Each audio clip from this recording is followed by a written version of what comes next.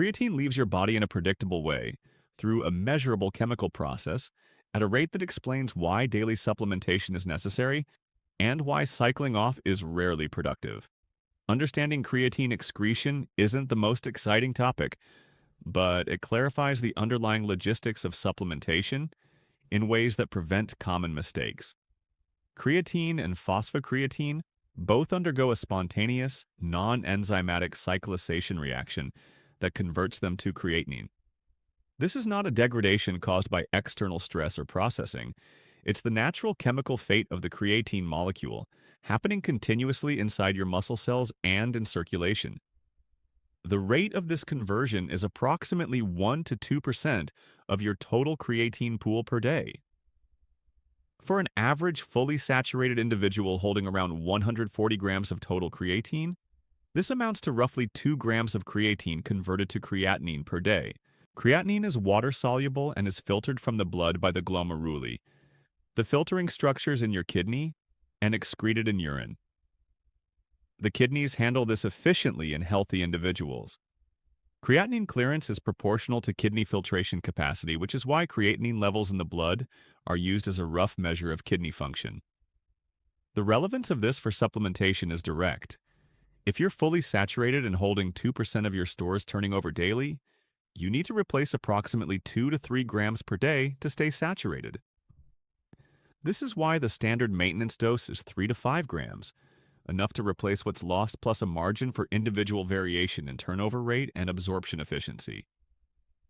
The 1 to 2% per day figure is consistent across individuals and doesn't increase meaningfully with supplementation duration. You're not losing more creatine per day after a year of supplementation than you were after a month. The turnover rate is set by the chemistry of the molecule, not by some adaptive response to the presence of more creatine. Urinary creatinine is also how researchers can non-invasively estimate muscle mass, because the amount of creatinine you excrete daily is roughly proportional to your total muscle creatine pool. And your total muscle creatine pool is roughly proportional to your total skeletal muscle mass. A person with more muscle mass produces more creatinine per day and excretes more in urine. Supplementing creatine substantially increases your total creatine pool, which proportionally increases creatinine excretion. This is why the 24-hour urinary creatinine measurement, sometimes used as a proxy for muscle mass, becomes unreliable in supplementing individuals. The creatinine you're excreting reflects the total creatine pool, not just the creatine from your existing muscle tissue. From a practical standpoint, stop taking your creatine for a day or two and nothing dramatic happens. Your stores deplete at 1 to 2% per day. One missed day costs you roughly 1% of your total pool, a trivially small reduction. A week of missed doses, though, costs you 7 to 14%, enough to meaningfully reduce your phosphocreatine buffer. The lesson is not that you can't ever miss a day, but that chronic inconsistency, missing multiple days per week, every week, genuinely erodes the saturation you work to build. Daily consistency matters more than any individual dose's timing or size. One practical misconception about creatine excretion: the idea that sweating heavily reduces your creatine stores. Creatine is not excreted in meaningful amounts through sweat. Sweat is primarily water, sodium, chloride, and small amounts of other electrolytes. The creatinine in sweat is present in trace amounts that are physiologically negligible compared to urinary excretion.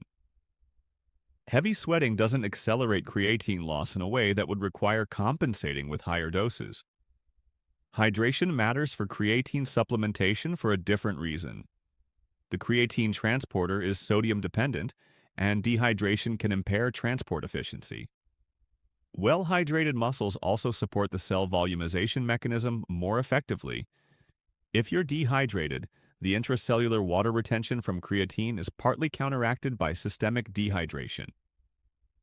Drinking adequate water while supplementing creatine isn't about replacing creatine lost in sweat. It's about maintaining the conditions in which creatine transport and cell volumization work optimally. A final note on urinary creatinine and athletic monitoring. Some sports science programs and military training programs monitor 24-hour urinary creatinine as an indirect measure of muscle mass changes during training blocks.